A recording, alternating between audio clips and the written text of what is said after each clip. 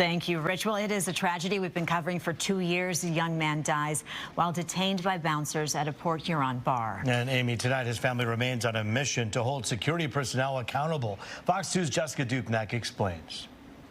Joshua Conant's family says he was held by bouncers for 6 minutes and died right there outside a bar in Port Huron back in 2023. In their eyes, this all could have been prevented with better training. Let's hear it again.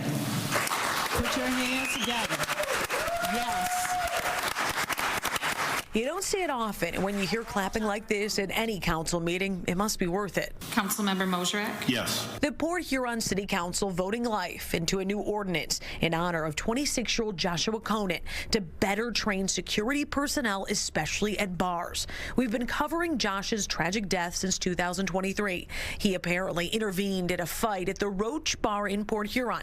Bouncers zeroed in on Josh. His uncle picks it up from here. The next thing you know, a couple minutes later, they're on Josh, and they held Josh to the ground from the Michigan State Police report over 6 minutes on top of him. He died on scene. The case, specifically the bouncer's actions that night, was escalated to the Attorney General's office for review, but ultimately no charges filed. I just want to say that nobody loves him more than me. Josh's mother, Sandy Schultz, and the rest of the family reportedly disheartened that no criminal charges were filed, but taking on a new battle recently in his honor, establishing training standards for security guards and bouncers, plus force a background check to be done on them. I will never live with the way that Joshua, or be able to accept the way that my son Joshua passed on to heaven. So thank you for this. The council plus the mayor of Port Huron unanimously voted it in. Now part of the training for security personnel will include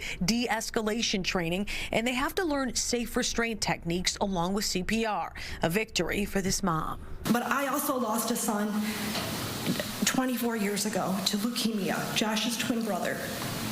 So no mother should have to live through 2 deaths of her children. As a reminder, that ordinance that was voted into effect is specific to Port Huron. Jessica Dupnack on The Edge.